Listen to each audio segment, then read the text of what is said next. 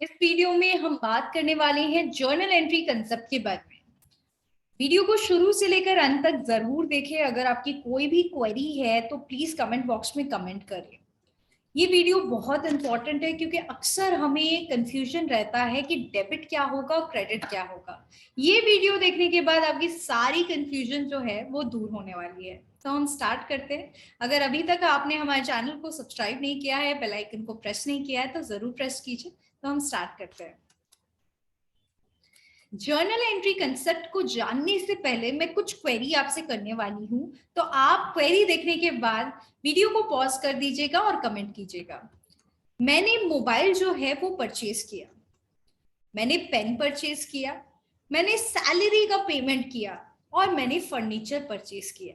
तो आप लोग से ये क्वेरी है मेरी, आपको क्या डिफरेंस लग रहा है? जो मैंने मोबाइल खरीदा, पेन खरीदा, सैलरी पे करी, फर्नीचर परचेज किया, आपको क्या इसमें डिफरेंस लग रहा है? तो आप पॉज कर सकते हैं वीडियो और कमेंट बॉक्स में कमेंट कर सकते हैं। तो होप आपने पॉज किया होगा वीडियो। तो यहाँ पर आप देख सकते हैं मैंने मोबाइल खरीदा। मोबाइल का बेनिफिट जो है वो लंबे समय तक मुझे मिलेगा, लेकिन जो पेन है उसका जो बेनिफिट है मुझे लंबे समय तक नहीं मिलेगा और उसका वैल्यू भी बहुत कम है। जो सैलरी मैं पे कर रही हूँ मतलब मैं काम करा चुकी हूँ, फिर मैं सैलरी पे कर रही हूँ मतलब मुझे बेनिफिट मिल चुका है। और फर्नीचर का जो बेनिफिट है वो मुझे लंबे समय तक मिलने वाला है। तो इसमें आप देख सकते हैं कि इसमें डिफरेंस जो है वो बेनिफिट का है। किसी का बेनिफिट कुछ समय के लिए है, किसी का बेनिफिट लंबे समय के लिए, किसी का वैल्यू कम है और किसी का बेनिफिट ऑलरेडी मुझे मिल चुका है। तो जिसका बेनिफिट लंबे समय तक मिलता है उसे हम बोलते हैं असेट। जिसका बेनिफिट मुझे ऑलरेडी मिल चुका है या कुछ समय के लिए ही लास्ट करेगा उसको हम बोलते हैं एक्सपेंस। तो ये जो है आपका असेट और एक्सपेंस का जो कंसेप्ट है वो क्लियर करने वाला है। मोबाइल मेरा असेट है क्योंकि इसका बेनिफिट मुझे लंबे समय तक मिलता है। पेन मेरा एक्सपेंस है क्योंकि उसका कुछ समय के लिए ही मिलने वाला है या इसका वैल्यू बहुत कम है। सैलरी मैंने पे कर दिया, सैलरी पे कर दिया तो मेरे को बेनिफिट ऑलरेडी मिल चुका है, तो ये मेरा एक्सपेंस है। फर्नीचर जो है वो मेरा एसेट है क्योंकि इसका बेनिफिट मुझे लंबे समय के लिए मिलेगा। तो ये डिफरेंस करना हम सीख गए कि एसेट क्या है, एक्सपेंस क्या है। अब मैं थोड़ा आपको एग्जांपल देती हूँ। आपको वीडियो को पॉज करना है और कमेंट बॉक्स में लिखना है कि ये एसेट है या एक्सपेंस है। तो ये लिस्ट है: furniture, building, electricity, rent, salary, stationery, machinery, advertisement, mobile, computer, wages, cash, bank. अब आपको कमेंट करना है कि आपको क्या लगता है, ये एसेट है या एक्सपेंस है। तो होप आपने मेरा वीडियो पॉज किया होगा और कमेंट किया होगा। तो हम स्टार्ट करते हैं। सबसे पहले फर्नीचर। फर्नीचर मेरे लिए एसेट है। क्यों एसेट है? क्योंकि इसका बेनिफिट मुझे लंबे समय के लिए मिलने वाला है, तुरंत खत्म नहीं हो जाएगा। बिल्डिंग जो है वो मेरे लिए क्या है? बिल्डिंग मेरे लिए असेट है क्योंकि इसका भी बेनिफिट मुझे लंबे समय के लिए मिलने वाला है। इलेक्ट्रिसिटी मेरे लिए एक्सपेंस है क्योंकि ऑलरेडी मैंने इलेक्ट्रिसिटी यूज किया होगा और उसके बाद मैंने पेमेंट किया होगा, इसका बेनिफिट लंबे समय के लिए मुझे नहीं मिलेगा, तो बेनिफिट ऑलरेडी मिल चुका है। रेंट भी मैंने जगह जो है यूज किया है और मैंने रेंट का पेमेंट किया है, तो बेनिफिट ऑलरेडी मुझे जो है वो मिल चुका है। लंबे समय के लिए ये बेनिफिट नहीं मिलेगा, ऑलरेडी मिल चुका है।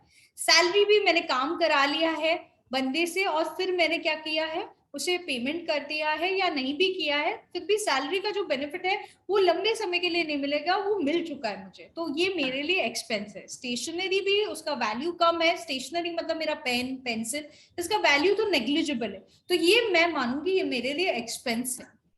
मशीनरी मेरा असेट है, लंबे समय तक मुझे बेनिफिट देगा। कैसे बेनिफिट देगा? वो मेरे प्रोडक्शन में हेल्प करेगा, जो गुड्स है वो प्रोड्यूस करेगा जिसको मैं बेचूंगी और उससे मुझे पैसा आएगा, तो मशीनरी भी जो है वो मुझे बेनिफिट दे रहा है। एडवर्टाइजमेंट मेरा एक्सपेंस है क्योंकि मैंने एडवर्टाइजमेंट का बेनिफिट जो है वो ले लिया है और ये लंबे समय तक मुझे बेनिफिट नहीं देगा। मोबाइल मेरे लिए एसेट है, ये लंबे समय तक मुझे बेनिफिट देने वाला है। कंप्यूटर मेरे लिए एसेट है, ठीक है। जैसे मैं एक ट्रेनिंग इंस्टीट्यूट हूँ, मैं कंप्यूटर जो है वो खरीद रही हूँ और कंप्यूटर से मैं पढ़ाऊंगी जिससे जो ट्रेनिंग लेंगे वो मुझे पैसा देंगे, तो लंबे समय तक ये बेनिफिट देगा। वेजेस जो है वो मेरे लिए एक्सपेंस है, कुछ समय के लिए बेनिफिट मिल चुका है, मेरे को ऑलरेडी बेनिफिट मिल चुका है, मेरे लेबरर से उन्होंने मेरे लिए काम किया था और उस वजह से मैंने उन्हें पेमेंट किया। कैश क्या है? असेट है। कैश ऐसी चीज है जिससे हम कुछ भी खरीद सकते हैं, ठीक है। तो ये जो है ये हमें कुछ खरीदने में मदद करने वाला है, तो ये मेरा असेट है। बैंक भी जो है वो मेरे लिए क्या है? वो मेरे लिए असेट है, ठीक है। इससे मैं कुछ भी जो भी मैं चाहूँ वो खरीद सकती हूँ, ठीक है। अगर मेरे पास पैसे हैं तो क्या नहीं हो सकता, तो ये मेरे लिए असेट है। अब हम बात करने वाले हैं डेबिट और क्रेडिट के बारे में। हमेशा हमें कंफ्यूजन होता है कि क्या चीज डेबिट होने वाला है, क्या चीज क्रेडिट होने वाला है, तो वो कंफ्यूजन दूर करना बहुत जरूरी है। तो concept of journal entry, debit मतलब सुकून, क्रेडिट मतलब परेशानी। तो सिंपल सा कंसेप्ट है भैया, जो आया वो डेबिट, जो गया वो क्रेडिट। डेबिट में मजा है, क्रेडिट में परेशानी है। तो हम देखते हैं कैसे। जैसे मैंने मोबाइल परचेज किया, ठीक है, मोबाइल मैंने खरीदा, तो आपको सबसे पहले सोचना है क्या आया। मेरे पास क्या आया? मोबाइल आया। तो कुछ आएगा तो कुछ जाएगा भी, ऐसा तो हमेशा होता है। ऐसा नहीं है कि मेरे पास हमेशा आता ही रहेगा, कभी जाएगा नहीं। ऑब्वियसली कुछ आएगा तो कुछ जाएगा ही। तो मोबाइल आया तो क्या गया? कैश गया। तो मोबाइल आया तो मेरा असेट जो है वो बढ़ गया, असेट जो है बढ़ गया। तो असेट तो बढ़ता है जब सुकून मिलता है, तो उसको हम क्या करेंगे? डेबिट करेंगे। और क्या जा रहा है? कैश जा रहा है, मतलब मेरा असेट जो है वो कम हो गया। असेट कम हो गया तो मैं परेशान हो गई, यार मेरा तो असेट ही कम हो गया। तो जो है मेरा असेट कम हो गया, इस कारण मैं क्या करूंगी? क्रेडिट करूंगी। तो इस केस में मैं मोबाइल को क्या करूंगी? डेबिट करूंगी। और कैश को मैं क्या कर दूंगी? क्रेडिट कर दूंगी। अब जरूरी नहीं है कि मोबाइल जब मैं खरीदूं तो हमेशा मैं पैसा देके खरीदूं। हो सकता है मैं उधार में खरीदूं मोबाइल। तो मैंने मोबाइल जो है वो उधार में किससे खरीदा? श्याम से खरीदा। तो मेरे पास क्या आया? मेरे पास मोबाइल आया, मतलब मेरा असेट जो है वो बढ़ गया। लेकिन मैंने पैसा नहीं दिया, मैंने शाम को वादा दिया कि मैं उसको पैसा दूंगी, मतलब मैंने उसे प्रॉमिस दिया। तो क्या आया? मोबाइल आया। और क्या गया? मेरा प्रॉमिस गया। किसको गया? शाम को गया। तो वो मेरे लिए लायबिलिटी है। जो लायबिलिटी क्यों है? क्योंकि वो मुझे पैसा उसे फ्यूचर में देना होगा, इसलिए वो मेरे लिए क्या है? लायबिलिटी है। तो लायबिलिटी जब बढ़ती है तब क्रेडिट होता है, वो मेरे लिए परेशानी है। तो इस केस में मोबाइल जो है वो आ रहा है, वो मेरा असेट बढ़ा रहा है, तो डेबिट होगा। और शाम को जो मैं वादा दे रही हूँ वो मेरे लिए क्रेडिट होगा, मतलब शाम के नाम से मैं क्या करूंगी? क्रेडिट कर दूंगी, ठीक है। तो वो मेरी लायबिलिटी है, मेरे दिमाग में बोझ रहेगा कि मैं उसे पैसा दूंगी। तीसरा, जरूरी नहीं है कि हम कैश में पेमेंट करें या हम बोले बाद में पेमेंट करेंगे। हो सकता है मोबाइल की जगह मैं बोलूं मैं फर्नीचर दे दूंगी। तो क्या आया? मोबाइल आया। और क्या गया? मोबाइल आया तो एसेट बढ़ गया, मतलब मोबाइल डेबिट हो गया। अब क्या गया? फर्नीचर गया। फर्नीचर क्रेडिट हो गया क्योंकि असेट कम गया। इस कारण मोबाइल तो डेबिट हो जाएगा और फर्नीचर जो है वो क्रेडिट हो जाएगा। अब हम चौथा चीज देखते हैं, mobile purchase in exchange of training service. मैंने सोचा मैं तो ट्रेनिंग अच्छा कराती हूँ, तो क्यों ना मैं मोबाइल खरीद लेती हूँ और सामने वाले को ट्रेनिंग सर्विस दे देती हूँ। तो मेरे पास आया क्या? असेट आया। असेट आया मतलब मोबाइल आया, तो मोबाइल डेबिट। अब गया क्या? गया मेरा मेहनत। यार मेरे को पढ़ाना पड़ेगा, मेरा मेहनत, मुझे, मैं परेशान हो जाती हूँ यार, मेरे को मेहनत करना पड़ेगा। तो ये जो मेहनत है ये मेरे लिए क्या है? परेशानी है। तो क्रेडिट, मेहनत, ठीक है। मेहनत को हम इनकम भी बोल सकते हैं, इनकम क्या होगा? क्रेडिट हो जाएगा। तो इस केस में मैंने देखा कि मोबाइल की जगह मैंने फर्नीचर दे दिया, तो मोबाइल आया, असेट बढ़ा, और फर्नीचर गया। फर्नीचर गया तो असेट कम हुआ। मोबाइल आया तो डेबिट, फर्नीचर गया तो क्रेडिट। अब मोबाइल जो है आ तो गया, अब मैंने सोचा कि कैश में पेमेंट कर दूं, तो मोबाइल आया तो डेबिट, कैश गया, कैश जा रहा है तो क्या हुआ? क्रेडिट। अब वैसे ही असेट जो है मेरा, मोबाइल आया, मैंने सोचा कि क्यों ना मैं ट्रेनिंग सर्विस दे दूं, तो मोबाइल आया तो डेबिट, और ट्रेनिंग सर्विस जो जा रहा है, मेरी मेहनत जो जा रही है वो हो जाएगा क्रेडिट, ठीक है। तो सिंपल है। अब नेक्स्ट एग्जांपल देते हैं। अब मैंने शाम को बोला था कि मैं उसको पैसा दूंगी, अब मैंने उसे क्या किया, पैसा दे दिया। तो शाम को मैंने पैसा दे दिया मतलब जो मेरी लाइबिलिटी थी उसे मैंने दे दिया, पैसा दे दिया। तो मेरी जो परेशानी थी वो सुकून में कन्वर्ट हो गई। मैं परेशान थी यार, इसको पैसा देना है, अब मैंने पैसा दे दिया तो मुझे सुकून मिल गया। मतलब मेरी जो लाइबिलिटी जो है वो क्या हो गई, कम हो गई। लाइबिलिटी अगर मेरी कम होती है मतलब मेरा दिमाग का जो बोझ है वो कम हो गया, तो मुझे सुकून मिल गया। ठीक है, अब सुकून मिला कैसे, मेरा पैसा चला गया मतलब मेरा असेट जो है कम गया। तो असेट कम गया तो मतलब पैसा गया, तो वो हो जाएगा क्रेडिट। ठीक है, तो शाम क्या हो जाएगा, डेबिट हो जाएगा, क्योंकि लाइबिलिटी कम गई है और असेट जो है वो भी कम गया है, कैश कम गया है, तो कैश क्रेडिट हो जाएगा। सैलरी मैंने पे किया, सैलरी पे किया, तो जब भी हम किसी एम्प्लॉय को रखते हैं तो हमें क्या होता है कि वो हमारा कुछ काम कर देता है तो हमें सुकून मिलता है, हमें उससे सर्विस मिलती है। ठीक है, तो क्या हुआ, मेरा खर्चा हुआ। अब खर्चा हो रहा है, आप बोलोगे मैम खर्चा होने में तो सुकून कहाँ है, अरे सुकून तो है, कुछ तो बेनिफिट आ रहा है, तो ये हो जाएगा डेबिट, सैलरी मेरा डेबिट हो जाएगा। अब देखिए खर्चा करेंगे तो कुछ तो जाएगा ना, क्या जाएगा, अगर कैश जा रहा है तो कैश क्या हो जाएगा, क्रेडिट। तो सिंपल, जो आया वो डेबिट, जो गया वो क्रेडिट, सिंपल। अब मोबाइल आया तो मोबाइल डेबिट, कैश गया तो कैश क्रेडिट, ये सिंपल वे में हमको रिकॉर्ड करना है।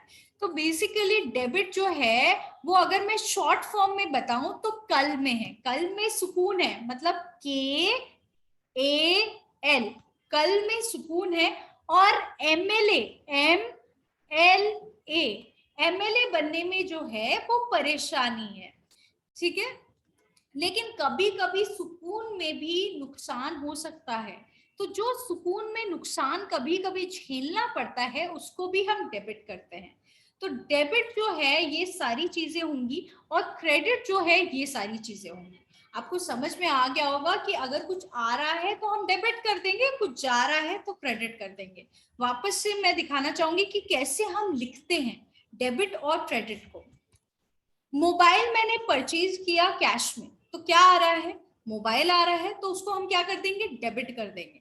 अब क्या जा रहा है, कैश जा रहा है, कैश जा रहा है तो हम क्रेडिट कर देंगे। अब मोबाइल आ रहा है, मोबाइल मेरे लिए क्या है, असेट है, असेट बढ़ रहा है तो डेबिट। वैसे ही कैश मेरे लिए क्या है, असेट है, असेट कम रहा है तो क्रेडिट। ठीक है, तो हम ऐसे लिखेंगे being mobile purchased in cash, cash में मैंने मोबाइल खरीदा, तो ऐसे हम लिख देंगे 10,000 को डेबिट कर देंगे और 10,000 को क्या कर देंगे, क्रेडिट कर देंगे। नेक्स्ट क्वेश्चन, मैंने मोबाइल खरीदा उधार में, तो आया क्या, मोबाइल, गया क्या, वादा गया, किसको वादा गया, शाम को, मतलब एक तरह का बोझ है, लाइबिलिटी बढ़ रहा है, तो शाम को मैंने क्या किया, वादा किया, तो शाम किससे क्रेडिट हो जाएगा 10,000 से, तो मोबाइल अकाउंट डेबिट टू शाम, being mobile purchase in credit, मतलब उधार में मैंने परचेज किया। मोबाइल मैंने परचेज किया, फर्नीचर दे दिया, तो क्या आया, मोबाइल आया, मोबाइल में क्या कर दूंगी, मोबाइल में कर दूंगी डेबिट 10,000 से, और क्या गया, फर्नीचर गया, तो फर्नीचर को मैं क्या कर दूंगी, क्रेडिट, कितना, 10,000 से। Being mobile purchase in exchange, यहां पर इन एक्सचेंज ऑफ फर्नीचर होगा। अब मैंने मोबाइल तो खरीद लिया फर्नीचर के बदले, यहां पर हमें फर्नीचर लिखना पड़ेगा, इन एक्सचेंज ऑफ फर्नीचर, यहां पर हम लिख देंगे